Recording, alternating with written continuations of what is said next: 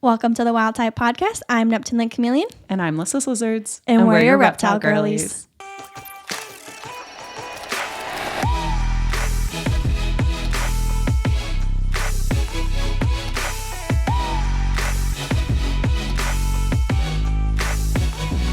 This one's for the wild type of girls. Well, guys, Happy New Year. Happy New Year. 2024. All the holidays are over. Oh, finally. Yeah. Breather. I was going to say, I don't know about you, but I am so relieved. I love the holidays, but it's a lot. I'm so sorry. I absolutely hate this time of year. I hate it with a burning, fiery passion. It's my least favorite time of year. Well, you and I differ on.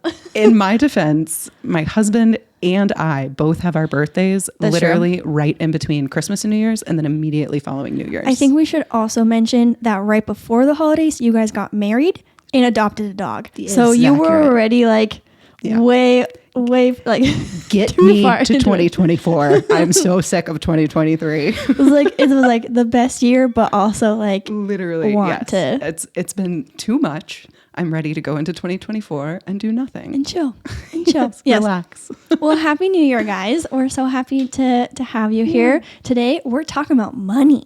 Woo, this is a fun one, and I feel like this is a very unique one. I don't feel like very many people talk about this, so I'm really excited to talk about it. I'm also excited and excited to hear what you guys have to say, because this is going into reptile influencer. So we're gonna be talking about how we make money as reptile influencers, social media content creators, our businesses as reptile people. Yeah. And so far we've been talking about care and trends and being a lady in the hobby, but let us know if you guys want to hear more of this type of stuff. We like to talk about this stuff. This is half the stuff that she and I talk about all the time. This is so just in our day-to-day conversations. Yeah, business talk for sure. So let us know, because it's kind of behind the curtain, right? Of totally. how, which is fun for us. We want to be open about this stuff, because I feel like some of it's well known, but some of it's not. And it's just an interesting topic. Yeah, because you're either listening to this and you're like, oh, maybe I want to be a reptile influencer and ways that you can make money. Yeah. Or you're just nosy. Yeah.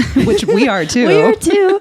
No, for sure. I want to know how other people make money. And I'm always curious how other industries make money, because social media content reptile is way different. The reptile influencer industry, and I hate the word influencer, but it just has to be said sometimes. It is what it is. But the reptile influencer industry, I feel like, is very, very different from other. Which is why we wanted to talk about it, because it is totally different. And yes, you see other big time content creators, but then it's can you make money doing reptile stuff? The answer is yes, and we're gonna tell you.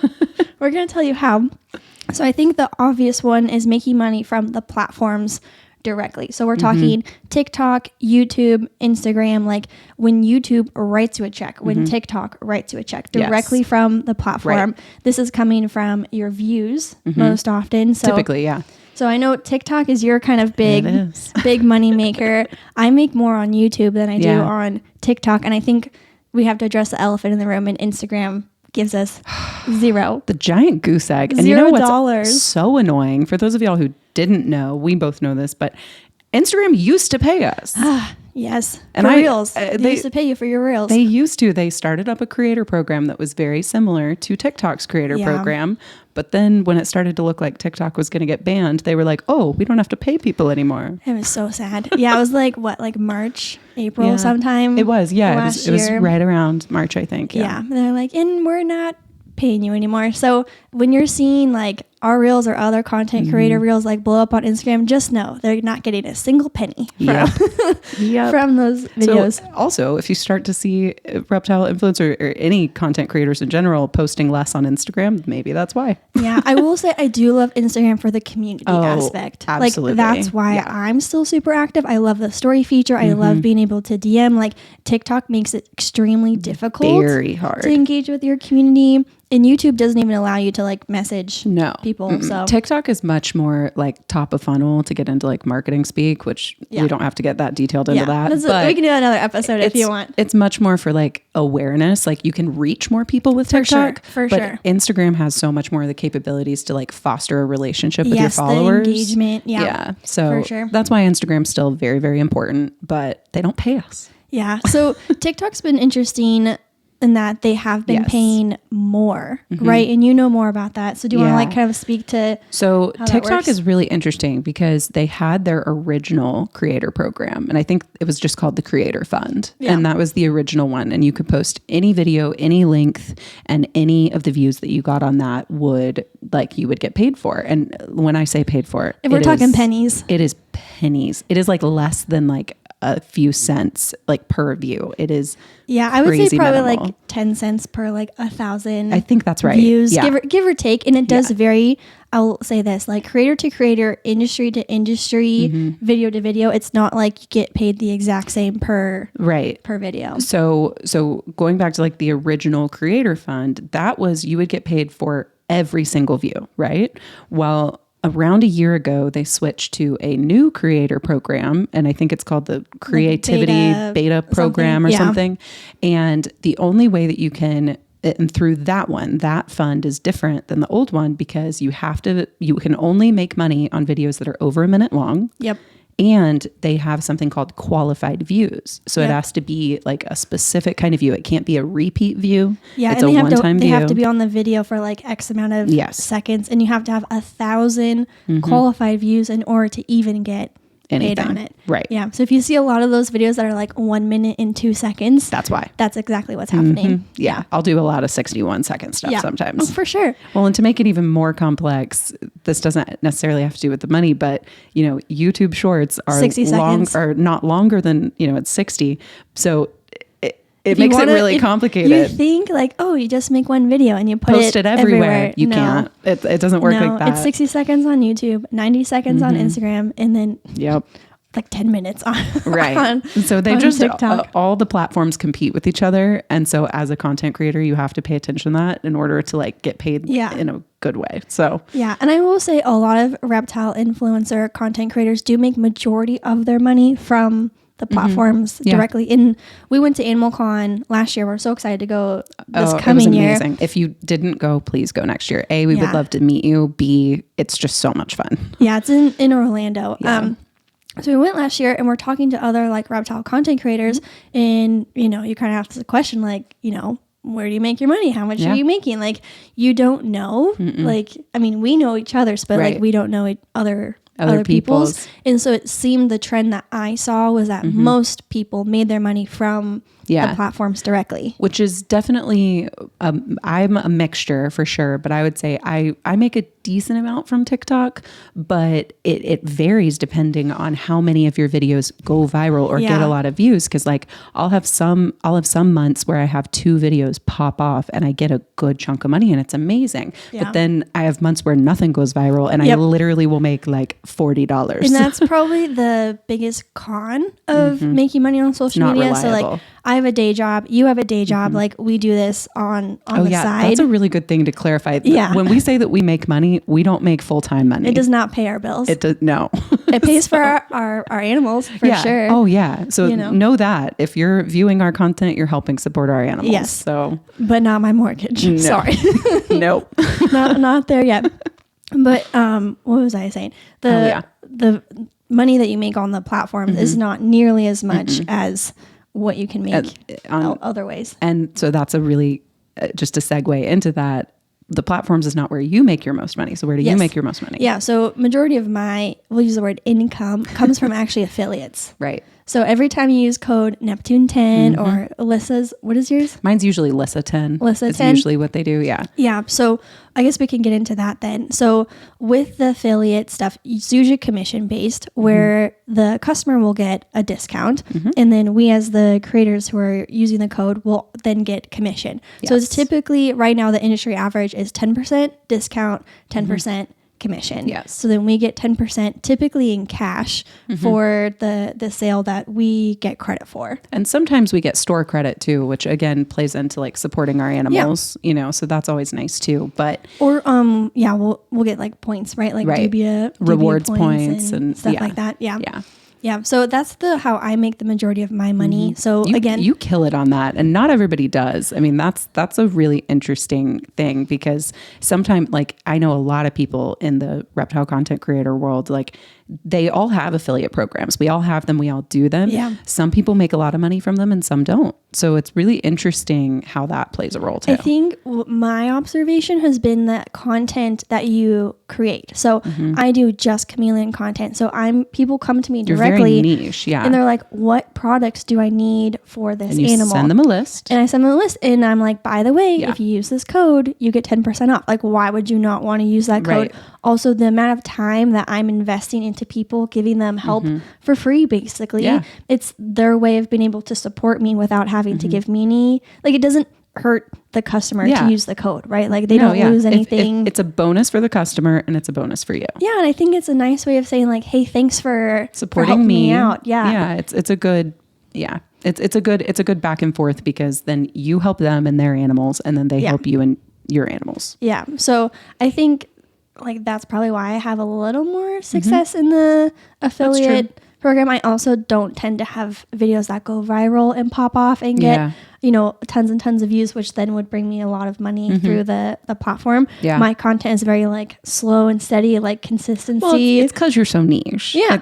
And that's totally but that's the nature of the space that I'm in, versus someone who has a more diverse content range. Then their chances of having a video that pops off is just statistically higher, just the nature of how it goes. So majority of my income is through the affiliate piece of it, which is a good chunk. I do affiliates too, and it's interesting because I have multiple affiliate programs, but one of them is definitely higher than the others, because it's so much more of what I push.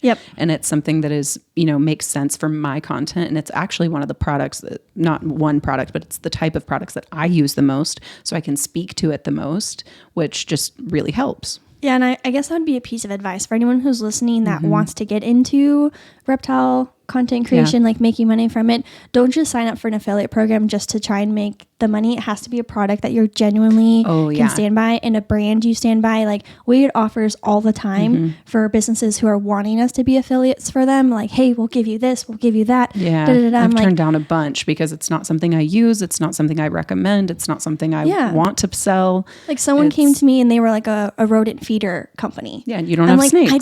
That doesn't make any sense. I've never even bought frozen rats or anything. Yeah. I don't use them myself. Like, my audience, like, there are definitely snake keepers, but like, that's not the majority of. So then it would feel inorganic and authentic to then be pushing this company or product that I don't even use. Yeah. And I would never want to do that either, especially, and that's something that's a little bit more unique to the reptile industry, is that we're dealing with live animals here. So we can only really sell products and post about products that we feel 100% confident in, because there are literal animal lives on the line. It's not like we're just, and hawking it's your brand some makeup. And your reputation. Like, people are trusting you to make good recommendations. Not only make good recommendations, but a lot of the times to help save their animals' lives. Yeah. Like, that's a very no pressure. It's like, it's a lot more pressure in this industry, because if you recommend some crap product that is harmful or dangerous, then somebody could literally blame you. No. That's not worth any commission or any dollars or any cents that you could make from it. Also, one thing too that neither of us have done, but I've seen other reptile influencers, we don't work with non-reptile brands. No. Like, we've definitely been approached, I know both of us, by like non-reptile brands, and not to say we wouldn't in the future, but no, I do with brand from deals. Affiliate from an affiliate standpoint, though. That's a good point. Yeah, we'll get into the brand deals, but and I do recommend a lot of products that aren't necessarily so. Still on the affiliate program, one that I do a lot is Amazon affiliates. That's like a really big one.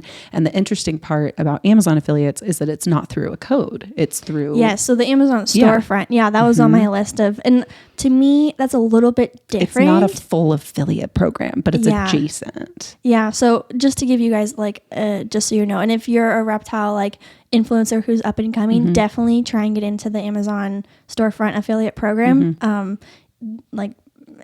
There's no reason why you shouldn't. Yeah, right? It's great. For me personally, it makes my life easier because I created what they call idea lists. Yes. And that I literally created, for anybody listening, I have an idea list for every species that I'm comfortable creating a product list for. Yes. And I literally have one and it's labeled leopard geckos, like these and these, like boa constrictors, that's what whatever. I have like enclosure supplies, misting supplies, supplements. And that way it makes it a lot easier, because if somebody's in my DMs asking questions like, what do I need for this species. I'm You're like, go here. Here it is. Yep. It's all right there for you. Yep. So the Amazon affiliate program is different because it's a smaller percentage. It's Mm-hmm. usually around 2 to 4%, depending on the product and depending on like what category it's in. Right. But what's cool about the affiliate program for Amazon is you click your link for a supplement, then you go buy an iPad, you get commission. I love that. It's the best part about the Amazon program. You get commission on it. So everyone who clicked my link and then did your Christmas shopping, like, thank you. Much appreciated. Yeah. So that, while it's a smaller percentage of the sale, the opportunity for earning potential is much higher. Is the perfect word there. Yeah. Yeah. Yeah. So most creators do have an affiliate program. If you're going to shop on Amazon, like, might as well just like throw some support to some of your favorite creators. I think there's no harm in doing that. So that's another good one.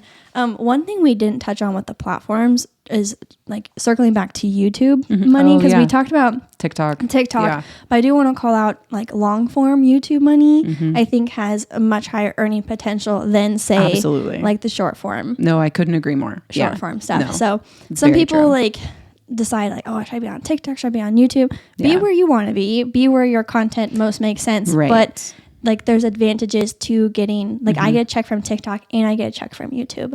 Right. In my opinion, you should be on, if you're wanting to do this, if you're wanting to create content in any influencer or content creator space, you should be on as many platforms as possible. Yeah. Otherwise you're selling yourself short. Yeah. Like that's a big thing. 100%. I will say though, the barrier to entry, the bar to entry for monetization on YouTube is rough. Okay. Yeah, it's really rough. You need 1,000 subscribers, which is fairly doable over like a couple months. Usually it took me 9 months to monetize on YouTube. I was able to hit the 1,000 subscribers probably like 5 months in, give or take. The follower count isn't what's hard to hit. It's the watch time. And that is what I personally have never hit. FYI, I am not monetized on YouTube. Never have been. I don't know if I will be. We'll see. It's rough. Yeah. Yeah. So you need 4,000 watch hours. That's so many hours. It's so many hours. This podcast has like 200. That's it so far. Like we got a long ways to go. Long ways to go. Yeah. Before we're monetizing on YouTube. Crazy. So, but the reason for that, for anyone who's curious, is so then if you were like a famous person, you would just get a ton of subscribers. But then if you weren't posting content, then like, and then same with if you have like 12 subscribers, but then you have a video that like blows up, you would hit your 4,000 watch hours. No problem. What's the word? It's like I don't know, like I'm thinking authentication. What is it? 2-step authentication. Yeah, it's kind of like part that. 1, part 2. Right. You need both pieces, and that's their way to try and mitigate people who are viral or just big followings. Which is really smart, but it kind of sucks for us little guys. Makes it hard. Makes it hard. Yeah, and then on TikTok to monetize, you need 10,000 followers. 10,000 followers. That's steep. Well, TikTok is also hard because you have to hit 1,000 followers just to have a link in your bio, which we just did on the podcast. Yay. We're very excited. Click the link in our bio on TikTok. You can. It's there now. Yeah. But that's one of the hard things is you have to hit 10,000, which, back in 2020, 2021, hitting 10,000 followers really wasn't hard. As long as you had 1 or 2 videos pop off, you could hit it. It's a lot harder now. Now, I mean, it's rough out there. Yeah. So. Yeah. So anyways, YouTube, I think, is a little bit more consistent with their pay. Like I make the same like month or a month, give or take. The shorts on YouTube pay pennies in comparison to TikTok. Form, yeah. Well, even just TikTok. TikTok pays more on short form content than very true. Yeah. YouTube. But hey, Instagram pays you $0. So I'll take my 12 cents. I'll take every penny I get. Yeah. Okay. So we covered the platforms, the affiliate programs. What else did we have? Oh, brand deals. I was about to say brand deals. Yeah. Yeah. So I've worked with a handful of different brands and I do. Well, maybe a quick timeout. What's the difference between a brand deal versus let's being an affiliate? Let's define it. Yeah. So the affiliate programs are where, like you said, like you've got the codes, you've got the links, all of that. And you can do that with brand deals too. But the brand deal is specifically when a brand reaches out to you or you reach out to brands, you can do it as well. Yeah. But is when you you are working directly with a brand and they are paying you simply to make and post the content about their product. So an affiliate program is ongoing, whereas a brand deal would be kind of like a one-time or predefined amount of time. Or you build a relationship with them, which is crucial if you're somebody who's like wanting to do this. Working with working with brands consistently on a like, one at a time video basis is really, really good if you can build up that relationship with you. Or with them, if they come back to you for another video, that's a really good thing. Yep. That's huge. I've had a couple come back and I'm like, I'm flattered. Thank you. Feel really good when they come back for more. Yeah. Yeah. So the brand deals, we've done a couple of them. Those are typically, like you were saying, a set dollar amount for, a TikTok video, or for me, like I've done YouTube and TikTok videos. And this is where we'll typically branch outside of the reptile industry. The ones that I've done, I kind of have a confidentiality agreement. So I'm not going to say the brands, but a lot of you have probably seen them. I was getting sent mine by my friends and family quite often. Like, yes, that is me. Hi. Yeah. So it's like, that's when you see sponsored typically on the video. That's typically a brand deal, and you get paid significantly more for a brand deal than you will for like an affiliate thing, but they're not as common and specifically for reptile influencers. This is where us as an industry take a little bit of a hit versus like big time with someone with your follower account on TikTok, right? Coming up on 300K, which is wild, by the way. We'll get there. I think I'm 10K away still, so it'll take close. A bit. But that is a significant amount of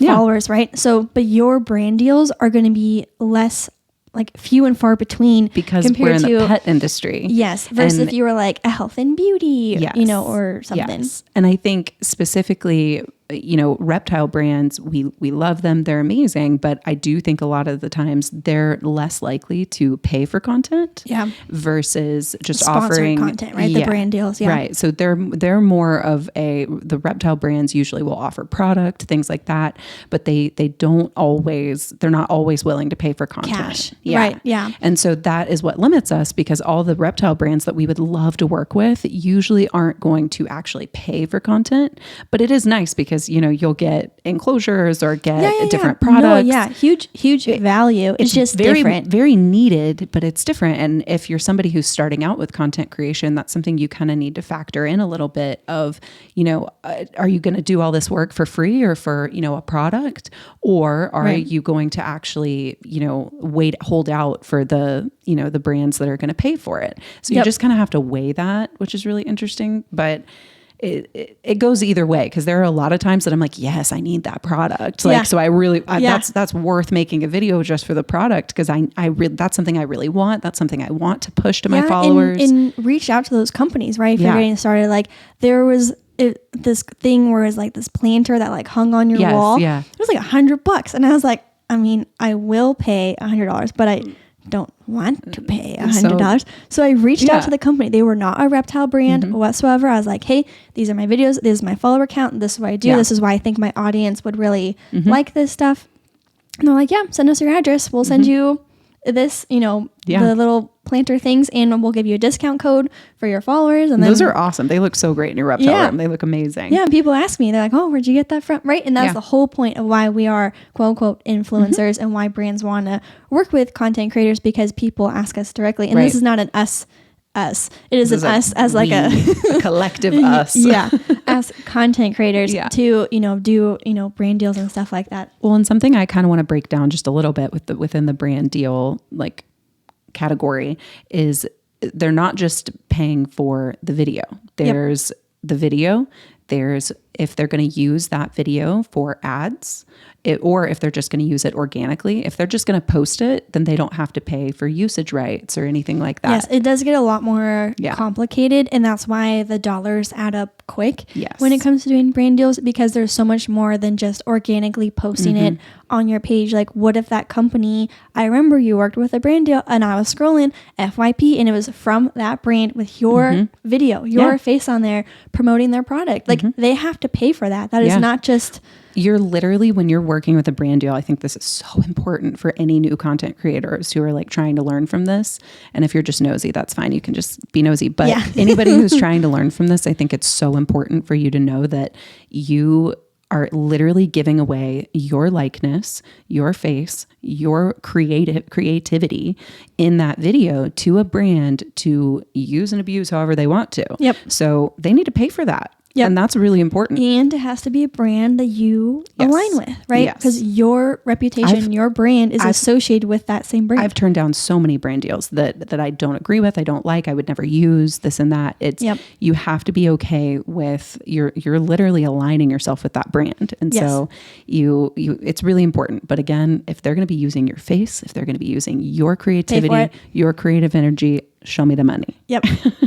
Okay, so I think covered brand deals. I feel like that's pretty good. Totally. One we need to talk about is merch. So this is any sort of like t-shirts, hoodies, hats, whatever, including we like this is a promo for ourselves. Yeah, just a little bit. We now have the Wild Type Podcast merch. You're rocking our cute black with our purple pink logo. I've got it on white. We also have just a black and white version. Again, this comes in all kinds of different sizes and whatever else. So please, if you want to support the podcast, we would love it. But for content creators, like I have merch, you have merch, a lot of content creators have merch.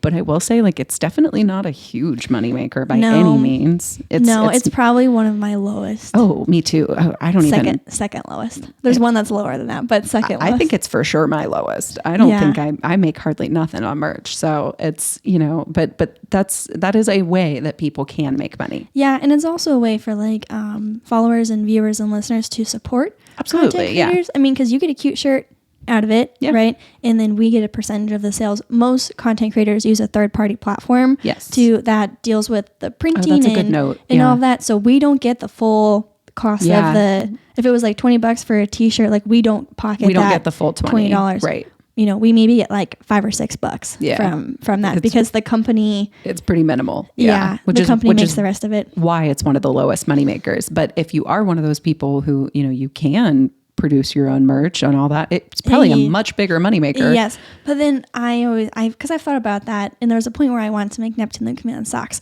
but then I had to like order like 200 of them, and then you have to deal with like screen printing and so you have to weigh out like the effort for me to sell merch is minimal, right? I had to do the work to get the store set up, the designs, all that. But like now it's quote unquote passive income.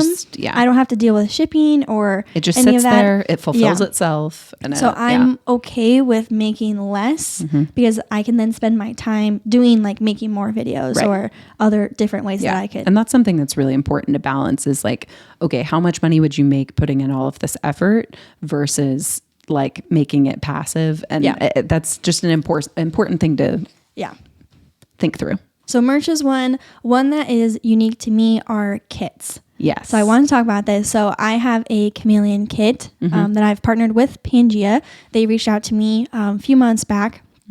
Oh gosh, like over a year ago now. I was like, it's been a minute. No, because the kits came out in March, but we had started talking about it like it was a while months ago. Before that. Yeah, this is okay. Sorry. Yeah. While ago now. And they reached out to me and they're like, hey, we want to do a Chameleon kit. So I put together 2 different kits, a basic kit and an advanced kit. And I picked out every single item that goes in the kit. I wrote an entire blog. I made an entire video, all this. And when I was working with them, I was like, hey, my name, to your point earlier, is on this kit. It's sitting next to the Pangea brand. So that comes for like at a cost, right? So I make a percentage of every single kit that is sold as a result of my name and every like effort, that went into it and everything else. Which is huge. But again, that is something that when working with, if in this case, Pangea or any other brand or whatever, if you're putting something together, it needs to, it has your name on it, is your stamp of approval on it. There better be nothing in that kit that you disagree with or wouldn't use yourself. So that's always a huge factor, but that's such a cool, I love that you did that. I would love to have a kit one day. By the time we're filming this, we have surpassed 200 kits that have been sold. Oh, that's wild. Yeah. That's wild. It's so exciting. And like, if you guys are familiar with just Chameleon kits or reptile kits in general, it's the only kit that is not unsafe All for the your other reptile. kids are garbage. It's so frustrating. Which is why you did that. Yes. That's the whole reason why you wanted to put a kid out there, because it's one that you can actually put your stake behind and really be able to promote. And I think people are probably under the impression that I make more from the kits than I actually do. It's a very, very, very, very small percentage of like the profit that comes from the kit. But I know whoever buys this kit has the correct stuff for their chameleon. Literally saving lives. And that to me is worth it. I'll take 100%. the couple bucks, of course, but like that's not the primary. Yeah. The primary reason is because you wanted something that people could buy in one fell swoop. They don't have to go buy other stuff. They don't have to go do other stuff, and it can save their animal. And from a business perspective, I don't have to deal with fulfilling it. Yes. Because I thought about like I could just buy a bunch of XL Repti Breezes and keep in my house, and I could assemble these kits, and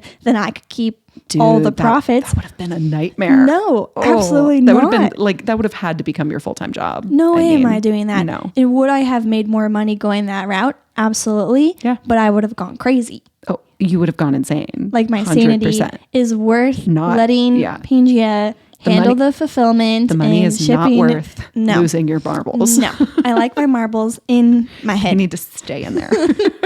So that's another way that I make money. That's, so I don't know if that's super common for other like reptile influencers. I feel like I'm kind of the guinea pig. Yeah, I feel like you're new to that, but I wouldn't be surprised if I see more pop up, because it is a really cool way of making money, and amazing for the brands as well.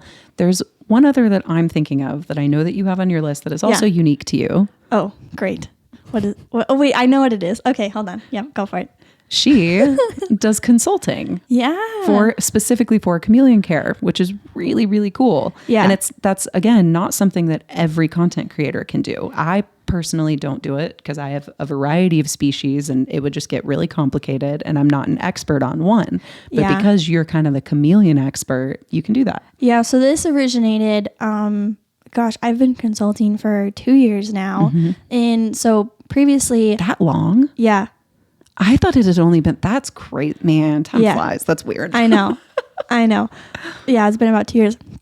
And so what happened was I was getting hundreds of DMs, like daily, just ba-ding, ba-ding, ba-ding, ba-ding. Oh, it's crazy. I couldn't do it. And like, I feel bad because I'd be hanging out with like my friends and family, and my phone's like, ba-ding, ba-ding, ba-ding, ba-ding, SOS, SOS. Like, I need help with my chameleon. Mm-hmm. Where can I get this? Where can I get da-da-da?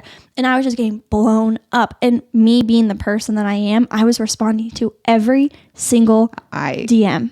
You are a better person than I am. I every cannot single respond DM, to every multiple DM. times where like I'm having full conversations, like mentoring these people through, and then I'm like answering comments. I literally had to tell her at one point, I was like, this is not sustainable. You cannot keep this up forever. You're not the only person. You have to find an alternative. I was like, this is not good. Yeah. And to be fair, like, it's one of my favorite parts is talking to people directly and being able to like do that. But to your point, it's not sustainable. And I have hundreds of free videos on YouTube that are like 20 minutes full detail. So most times the questions they were asking me are answered in the videos. But people, we love them, but sometimes people want to be catered to.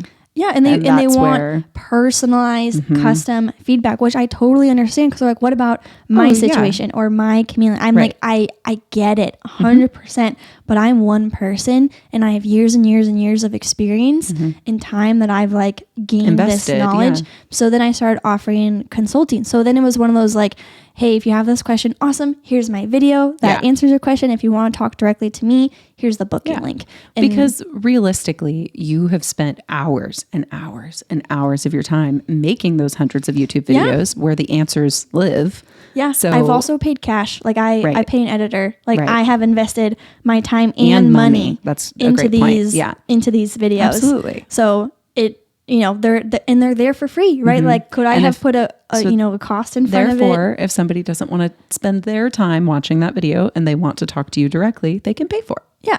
So I started doing that, and I was super, super nervous, not going to lie. Like, I know I talked to you a bunch about it, because I was like, I don't want to like, be taken a certain way, or like other people do it for free. It almost feels like a weird moral issue of like, is it right to charge people for my time? Yeah. But the reality is, the free answer is out there. Right. And if they want customized, stuff, then it's not like I'm making people pay to watch my videos. Like that content is free. But I think the reptile hobby in particular is notorious for selling ourselves short as content creators and not getting paid as much as we are worth, and only we can decide what that number is, right? But like I think compared to other industries, the reptile industry in particular, like sometimes is a little wishy-washy, because we do this out of the kindness of our hearts. We do this because we love these animals. And that's a pure love for the animals of like wanting to do it for them and for the people who also love them that we relate to. The goal is not to make money, right? Like that is an added bonus for sure. But I don't think there's a single reptile content creator out there who started this because they wanted to make money. We all started it because we love these animals and we wanted to share about them and we wanted to help other people learn about them. Like that is where the core of it started. Which is still true for me to this day, but then it feels a little weird, like, and now you need to pay, but you're paying for my time, right? And like, that always deserves, deserves that. And then so I was thinking like, okay, well, like you would pay for like a dog trainer, right? Who has that the perfect explanation. Exactly. Yeah. But there's like tons of free dog training videos. You could go and do it yourself, or you can pay a professional a premium for their custom personalized feedback on your dog and your situation. So that's kind of where I came from. So that's another revenue stream that I have. If you're somebody who is like an expert on a certain species or something like that, you can absolutely do that. For me as a content creator, I thought about it for a while and I may one day, but for right now, while I have a lot of knowledge and experience, it didn't make sense for me because I'm not an expert on like one species. It would be too broad. So, and with great power comes great responsibility, right? Like people are paying, that's different than you just giving free advice. So there's like a lot of expectation and pressure that I feel to make sure that, and I'm at the point, like I wouldn't be offering this if I didn't feel confident in my recommendations, but that's part of my issue is I don't feel, I'm confident in my recommendations, but it's just a lot of pressure. Yeah. So you have to be at a point in your reptile keeping and your recommendations that you are like solid. Yeah. And that's part of my issue is that there's only a few species that I keep that I feel 150% confident in. And I don't want to offer consulting services, but tell people it's only for these two or three species. Yeah. And everyone's got to figure out what they feel comfortable with. But we wanted to list it as an option because it is a really cool option for making money, but it's definitely not for everybody. Yeah. Okay, so that's one. Okay, so another one is like Patreon, Instagram subscribers. So this is what I have at the bottom of the way I make the least amount of. I don't do Patreon either, so the least amount of money. Yeah. I know I do have one listener to the podcast, and she also subscribes to my Instagram. So I just want to say hello, thank you, thank you so much. But that would be if someone pays a monthly dollar amount. I say anywhere from like $1 to $10. Yeah, is probably it's like usually minimal average. Yeah. And on Patreon, you usually get access to like behind the scenes content, early access to that kind of videos, stuff. Like that kind of stuff. Bonus videos, bonus episodes, that kind of stuff. Yeah, and Instagram just now started doing that a few months ago. So I technically, I guess, make money from Instagram, but it's through subscribers. It's not through. I haven't done that through Reels.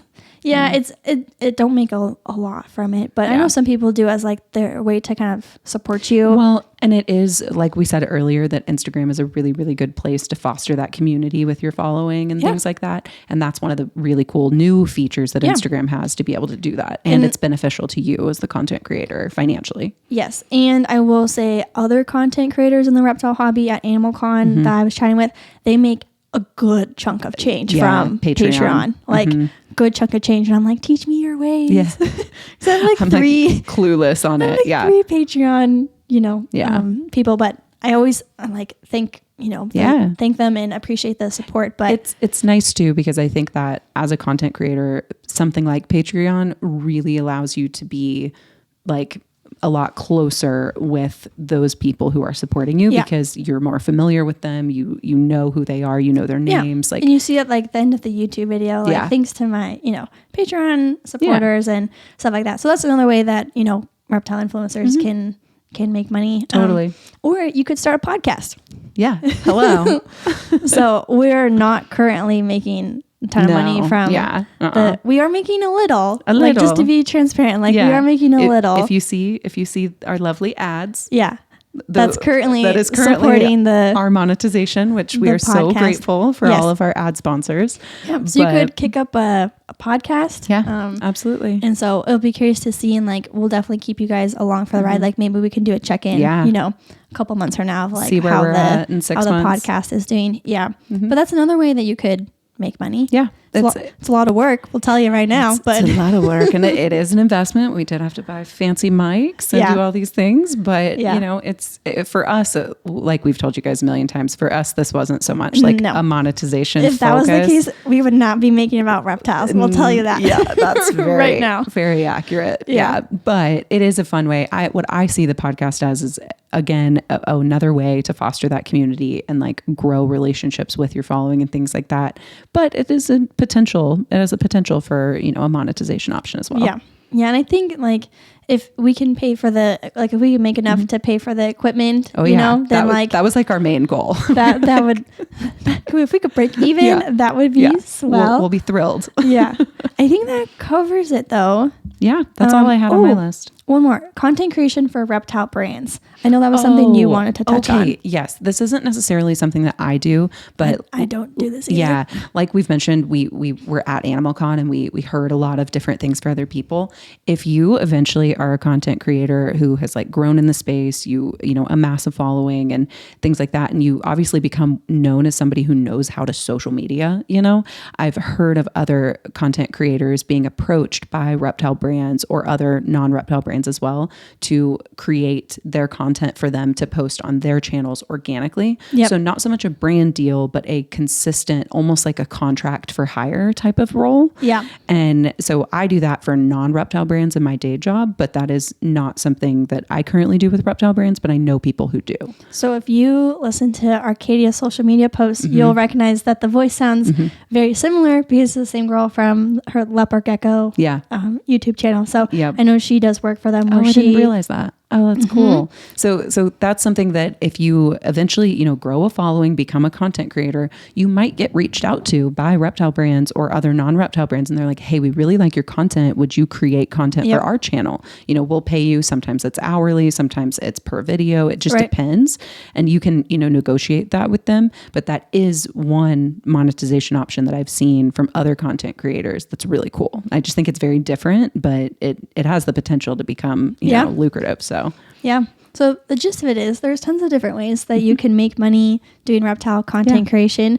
If you're in it for the money, this is not the place to be. Literally run. It's so not. There's so many other ways to make a lot more money. But on the internet, besides making videos about chameleons. Yeah. But we love it. We love the animals. We love you guys. And so we just wanted to be really transparent about this stuff and kind of talk through, you know, how it works. A, if you're nosy. B, if you want to get into it and do it. Yeah. Let us know. Maybe you guys have other ways that you're making money from your reptile content. If there's other ways, we're nosy too. Okay. We want to know. So I think that wraps it up, which means we're going to move into this week's segment, which is, are you the type of girl to blank? And this year it is, are you the type of girl to set New Year's goals? Yeah, 'tis the season. New Year's resolutions are always a hot topic. Always. This time of year. And, you know, some people are into it. Some people are not. I am not like a strict resolution. Me either. Person. Yeah. I like to have more generic goals, and I will I take that back actually. I don't do it religiously every year, but I will write down wishes or things that I want to happen in the year. And I typically write them down in very much of a I have done this or I will do this in order to hopefully kind of manifest that in my brain and into the universe, you know? Yeah. I totally see what you're saying. Yeah. I like to take the New Year as a time to pause and reflect. Yeah. I do this with my birthdays too. Whenever my birthday rolled around, I was like, how did this last year go? My birthday is literally 2 or 3 days after New Year's. So for me, it's comes always together. Yeah. What is the meaning of life right now? Yes. Yeah. So that's what I do with the New Year's. I kind of take it back and I'm like, hey, how did 2023 go? What went well? What didn't go well? How can I, improve on that for the future? Yeah. And then what do I want to accomplish? So I've given some thought of some 2024 reptile keeping goals. And one for me is breeding Neptune and Venus. Yes. I so badly want that to happen. So I do too. Because a little bit I want a baby. It's a little bit out of my control, right? Yeah. Like, That's why it's hard to make it an actual goal, because it may or may not be achieved. But I will do everything in my power course. to make, like, see if that can come to fruition. So that's one of my goals. Hopefully I can be a chameleon grandma. Fingers crossed. What's wait. one for you? So this one's actually pretty big, but I am aiming to upgrade and or improve every single one of my reptile enclosures. That's deep. I've already got 3 in the works. Literally outside of this room are 3 new enclosures that I'll be setting up in the next couple weeks. They're there. So, but I have a total of 10 that I think I'm going to do this year. And some of them are going to take a lot longer than others because they're a lot bigger, which I've never done enclosures this big. Tarzan, cough. It's going to be insane. So I'm going to have Tarzan's one of my, utmost important ones. He needs an upgrade ASAP. Yep. But just in general, my main goal this year is, and I've talked about this in other episodes, I think, but my main goal this year is to just improve upon my reptile care in general, because I feel like 2023 was a very big personal year for me. I had a lot going on, getting married and getting a dog and doing all these crazy things, that I feel like there were a lot of shifts and changes in the reptile care standards that have happened in the last year that I simply haven't been able to keep up with because of what's been going on in my personal life. So that is a huge goal for me, is in 2024 is to just refocus my time and energy into bettering my animal enclosures. Love that. Yeah. And sometimes you need the stability of your personal life and living situation, right? Like you already knew last year, and you knew you were going to move, right? Like that was not a surprise. Like you knew it was coming. So like it's really difficult to then try and like build out, deck out new enclosures, which you still did, which was a whole thing. Yeah. But that's really hard to do when you know your living situation is going to change, right? And when you know a move is coming, because you're like, oh, I'll just do it once I move. So now you guys are going to be in this house for at least a chunk of time, right? Good chunk, So then you're like, okay, this is worth the effort and time and everything that goes into. Because I have a consistent, stable place that I can do those. Yeah. Which is great. And you know how much space you have, right? So you know. When you're moving, you don't always know. That's kind of up in the air. It's like, will this fit? Will this not? I don't know. We'll see. So you know you have this space to accommodate larger enclosures or, whatever the case may be. Yeah. And that's fabulous. I will mention too, a part of my upgrades, I am planning on moving completely away from glass enclosures and shifting all the way over to PVC enclosures. I've moved a lot in my lifetime, and I do not ever want to have to move a glass enclosure ever again. I would rather die. So they're so heavy. They're so freaking heavy. Unnecessarily heavy, right? It wouldn't be as heavy if I wasn't also doing all bioactive. I know. With custom backgrounds. I had to and move all that Pluto's stuff. enclosure, and it almost kills you. It takes out your back, that's for sure. Yeah. My little arms can't reach. No, it's awful. Reach around So that's a big part of my upgrades, is moving all into PVC enclosures, just for the lightweightness, the ability to move them around, all that. It just makes my life a million times easier. I'm here for it. Yeah. And I will be helping with these enclosure builds. So I'm looking very much forward to that. And so one goal that I have not talked to you about. Oh, this is a new one. Okay. Yeah. Is I want to get my chameleons into larger enclosures. And so I'm not surprised. We haven't talked about this, but you've mentioned a couple things. To my mom. Okay. So she listens to every single podcast episode. She watches all of my videos. So she knows. Hi, Mom. A lot about chameleons. And like, I love her to pieces, but she had a heart to heart with me. And she's like, you were talking about in the podcast of like living, like giving these guys the best life possible. And I think sometimes we get caught up, like they're in 2x2x4s. That is the recommended enclosure size. So it's easy to kind of go about our routine in our life, knowing that like I'm doing what I'm supposed to be doing versus like, can I be doing more? And part of it is a living situation. Like I bought a house last year and then lost Apollo, and there was just like, and so sometimes when you're in an apartment, you're like, oh, well, I'm not going to be getting these massive enclosures, but then you move it into a house. You're like, oh, I have all the space. Now that's a possibility. So I want to thank my mom and, for us talking about on that episode of like really challenging ourselves to do better and to go bigger. It's really funny that you say that, because that episode is exactly what actually put the future of my New Year's resolution to upgrade all of those enclosures into place. Yeah. Because as we were talking about all of that, and I think the week after we filmed that episode, I actually sat down and looked at all of my enclosures and did my lovely little game of Tetris that I will explain to you guys at some point.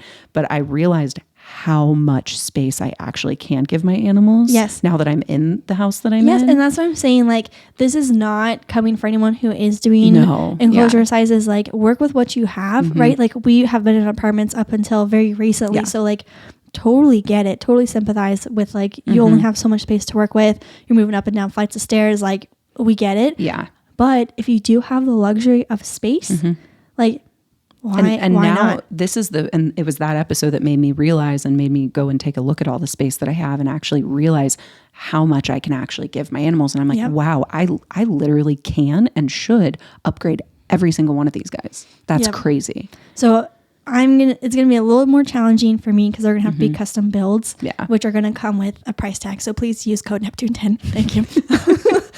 To help support the cost of these enclosures. But I really do want to, lead by example and really do like give these guys the best life possible. And their homes are textbook, right? Yeah. Like, I know I'm giving them as much as I can in the space that they have. Absolutely. But why, like, challenge myself? And go again, bigger. My mom and I, we had a heart to heart, and like, I appreciate her for kind of like calling me out in the best way possible.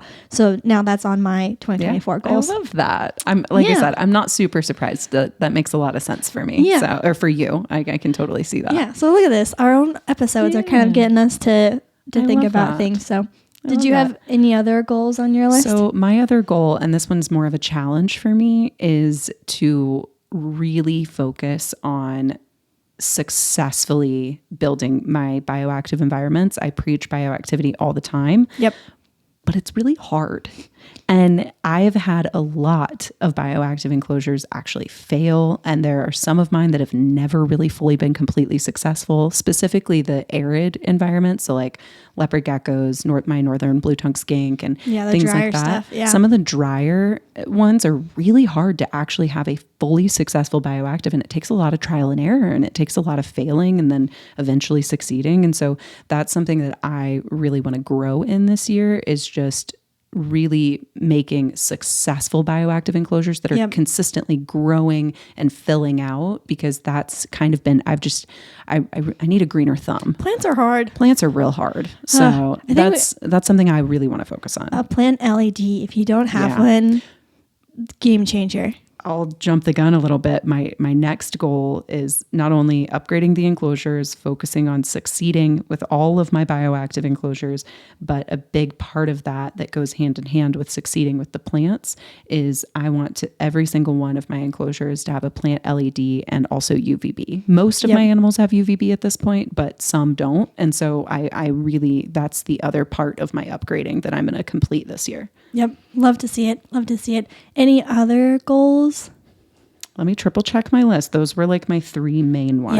Yeah, those are my two big ones. The other goals I have are like more like content creation. The other one that I have is basically just no new animals until everybody's upgraded. Oh.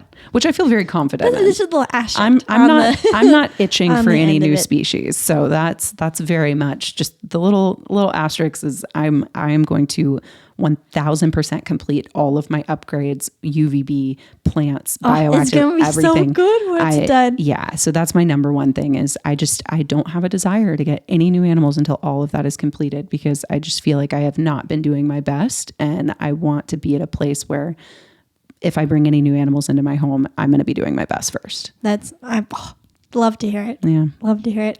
Cool. Well, let us know what your guys' 2024 goals are. Yeah, we love to hear them because sometimes it gives us some good inspo. Yes. So we're going to wrap this up with one final Q&A from the audience. This time I wrote down the username. So we are getting a question from @Miss_Soxy, and she asks, best practices for being a reptile influencer, show off cool animals or what you love?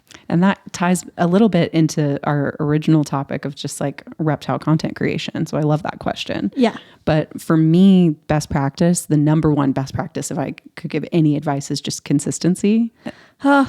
Easier said than done. Oh, that's another goal of mine for 2024 is just consistency, because I have not been consistent this year. So I am not practicing what I'm preaching. But if you're consistent, and that consistency can mean different things. It can mean once a week. It can be 2 to 3 times a week. Whatever's realistic, whatever you can stick to. Set yourself up for success. If you consistently can post every single day with good content, do it.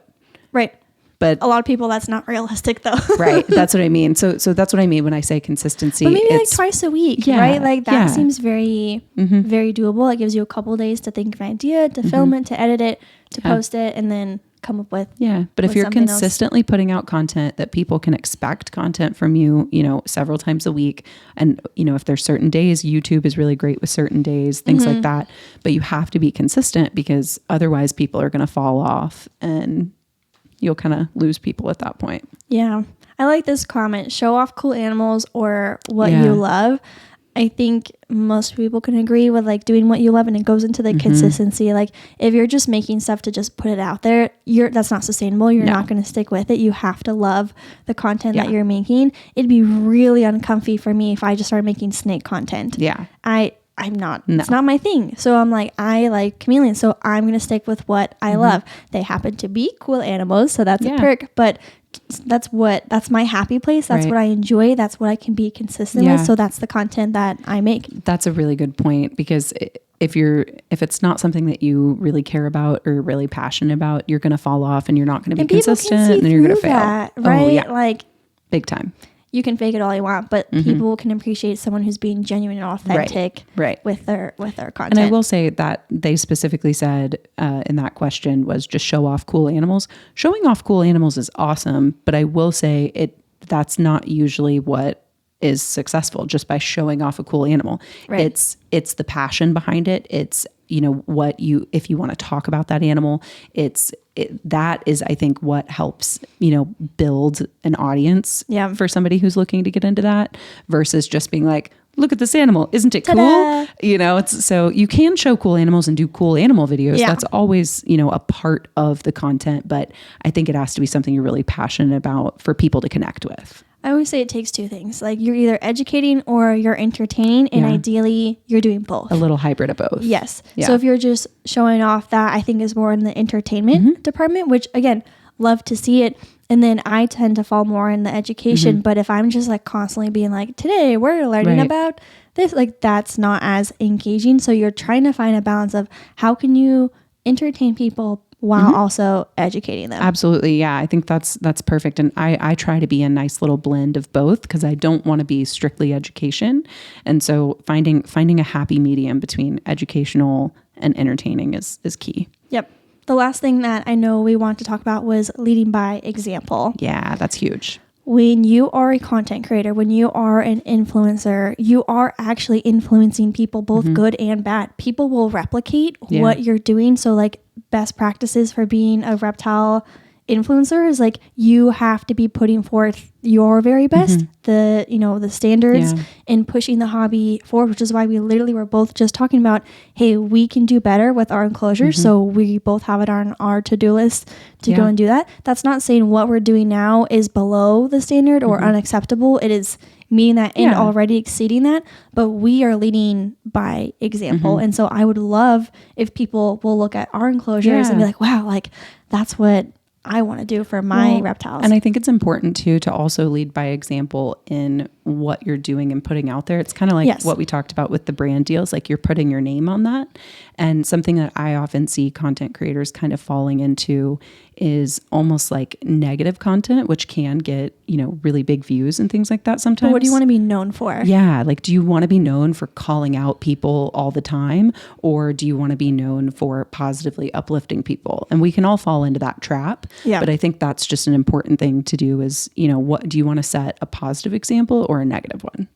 100%. Yeah. So I think that's a pretty good. I think that answers that. I hope. Let us know if it did or didn't. But some best practices. So if you guys do decide to pick up some Wild Type Podcast merch, thank you so much. It will always be linked in the description box or in the show notes and on our link tree. Otherwise, I'm Neptune the Chameleon. And I'm Lyssa Lizards. And you guys can follow us at the Wild Type Podcast, and we'll catch you in the next one. Bye, girls.